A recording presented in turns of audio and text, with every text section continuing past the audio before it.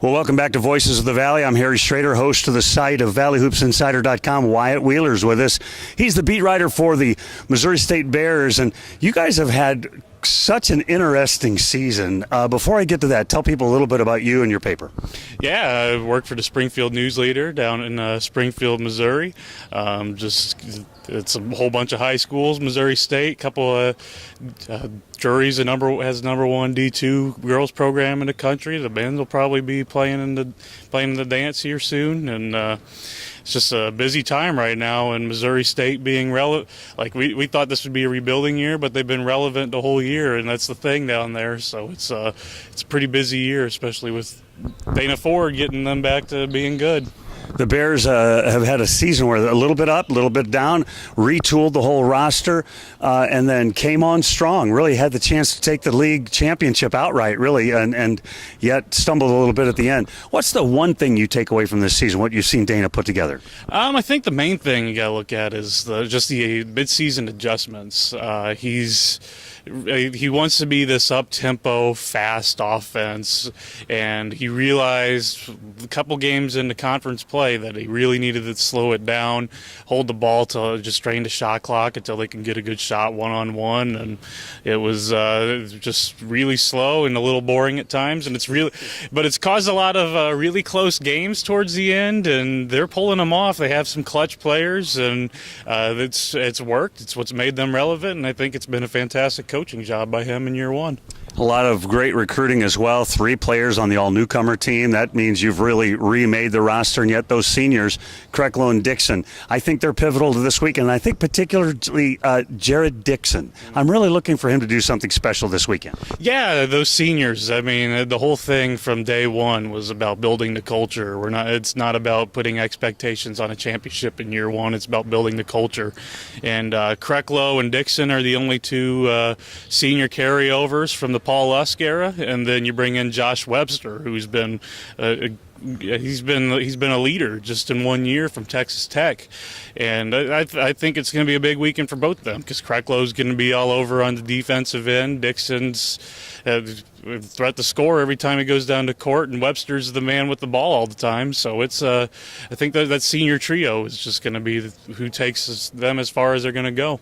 You St. Louis people know Josh Webster, a CBC guy, played at UMSL for a while, has bounced around, ended up at Texas Tech, and then with Missouri State. Your expectations for the weekend, as I talk to different beat writers and announcers, I'm asking them, what do you think about your team? What's your expectation about the team you cover? I think the expectation is they should win their opening round game against Bradley, and then just who knows from there when you play a possible Loyola in the second round. And they've already beaten them twice, but one was just a incredible 70-35 whooping, and then the other was a pretty close game. And MSU had their best offensive performance that I've seen while covering them, as long as I've been with covering the Bears, and it's just. I think you got to set the expectation, probably win one game, but I mean, with the Valley being so weird this year, as you know, anything can happen. Playing the Bradley Braves in that first game, and Dave Reynolds will probably tell me that Bradley will win that game. What concerns you about what Bradley does for the Bears' sake? Elijah Shiles is the one that everybody has circled right now, and just stopping him.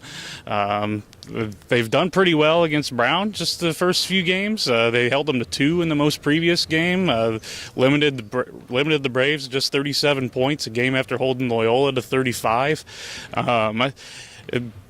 I think stopping those 2, taking those 2 away, it's just the strength down low that's kind of plagued the Bears this year. They've started to foul a little more in recent games, and if they can stay out of foul trouble, keep them from getting free shots at the free throw line, I think they should have a pretty successful game. Tulio da Silva's Bradley hasn't found a way to stop him so far this year, so I'm pretty confident that they can get him going, and it's just a matter of playing defense.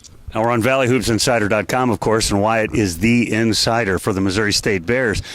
Give us just a little bit final question. What's Dana Ford like? We see him on a game day, and I know Dana a little bit, but people who watch on TV or watch from the 28th row there at the JQH, what's he really like? He's personable. I mean, he'll ask you about your day. He works 24/7. It just seems like I've never seen him without his phone in his hand unless he puts it down to talk to us or if he's coaching on the sideline. He's going 24/7. He's respectful to us, which is great.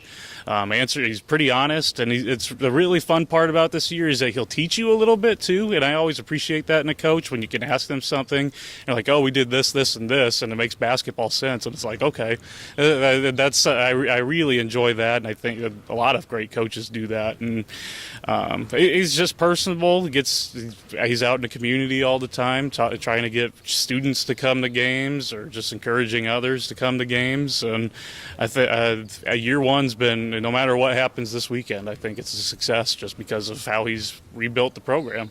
Appreciate your time. That's Wyatt Wheeler. He's covering the Bears. You can read his stuff all weekend long, and we'll be tweeting out his stuff too. I steal everything I can. And so pay attention to Wyatt Wheeler and the Bears. Thanks so much. Thank you.